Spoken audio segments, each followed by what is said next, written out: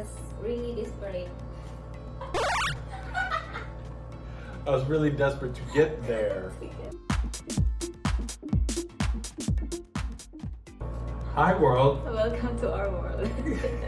We talked about getting married, but what we had also talked about was how we were going to get together because of the whole COVID thing. The Philippines didn't have any kind of vaccines or anything like that, and I hadn't been vaccinated yet, so vaccines weren't even rolled out for the most part. So he can travel. And so we had discussed like one way to do that would be to get married, because the Philippines rules were that you couldn't visit unless you were visiting relatives. Yeah.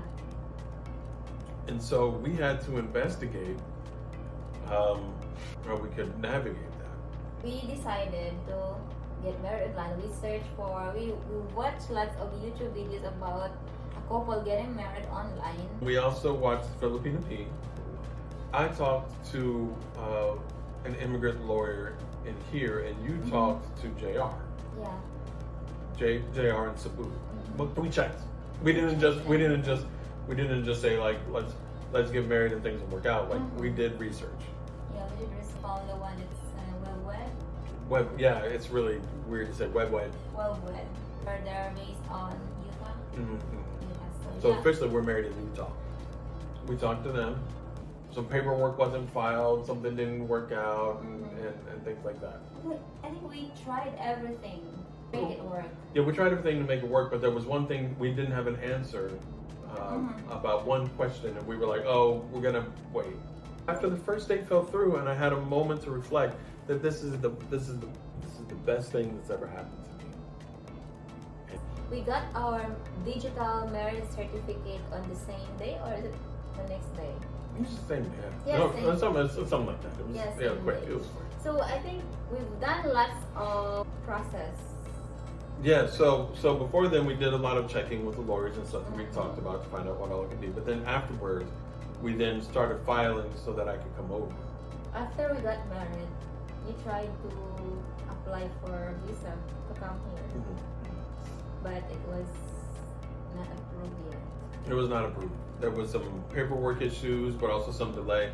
But the big thing was that the Philippines rules kept changing. So in February, we began the process to try and get that. I'm in Ohio. I had to do the report of marriage in San Francisco.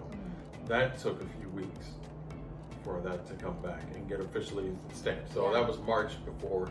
That was before the consulate in the U.S. identified us as marriage. I had to send some documents from here, Philippines to Ohio, for the requirements of report of marriage. And I had to get it notarized also. There's a few documents that's needed for report of marriage. Originals. And we had to do that. So the report of marriage. So like, and then right after we got that back in my hands, I immediately filled out the visa. You received the report of marriage on, I think, 25th? 25th of March. Actually, before I could apply, I was in contact with the consulate to make sure that I could send in the application at all, because they kept taking the visa down and bringing it back up because the rules kept changing. So sometimes the visa would be there, sometimes it wouldn't. So I called them and talked to them, and they said, well, that they were waiting for new rules coming in at this particular time that I could send in the application. Yeah. And if the rules change this way, then they may be able to approve me. But if they go this way, then no.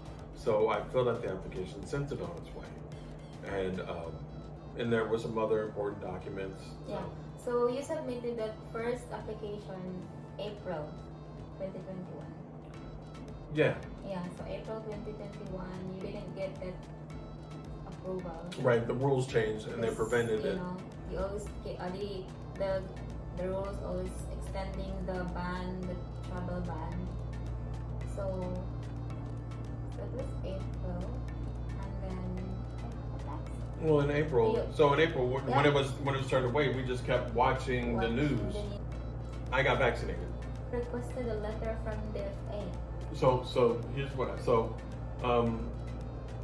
we got the notice that the rules that they were opening back up, and so we began to apply that as well.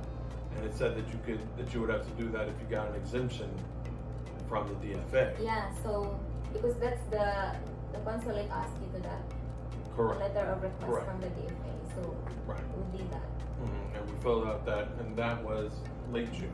So April, May, and almost all of June, there was nothing. And so we sent it in late June, hoping that I could get it at the end of July or sometime in there. At that time, I had already bought a plane ticket for way back in April. And that I had to put that off, and so now I had to book a new flight, and that new flight was going to be the first week of August. And then so we didn't get the paperwork back. We were getting nervous about it. Yeah, because it was getting close to it. Because if I wasn't going to get it by a certain time, then I would have to cancel the flight, cancel the hotel, or else I'd lose a lot of money because I wouldn't be able to get a refund, get the cancellation. And so the flight was supposed to be the 5th. And we still hadn't gotten a response yet until Monday, August 2nd, when the consulate called me and said that the visa was going to be approved and be put in the mail. Monday, I'm supposed to be flying out Thursday night, and I'm like, we had a little bit of a hang up because the envelopes, addresses, and things like that, and to get that together, make sure it would come out the same day, and they sent it out, and Tuesday, I got the package.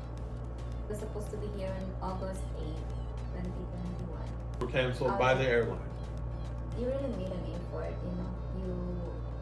After the bad news, after we dealt with the bad news, we then got up and got it back together. I'm sure if even if he's got the visa,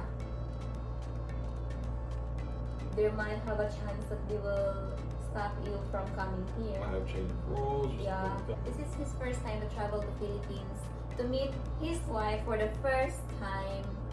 This moment in our lives is just our first meeting, our first meeting, our first kiss. Our first meeting, first everything, and then also your honeymoon. I think it's a success story, you know, because you think it's a success story. You think it's a success story. It is because it is definitely a success story. It is because we got married online. You haven't been in the Philippines.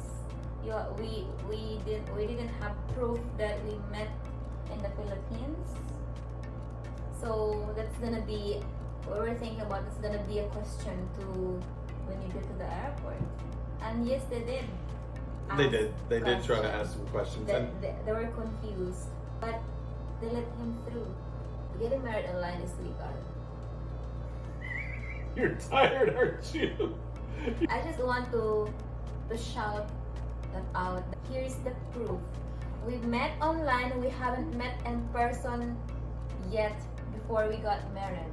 The officer asked him, when was the last time you've been here in the Philippines? And he said, you've never been in the Philippines. And he got confused, he got married. And then you showed to them the report of marriage. So that's when he let him through.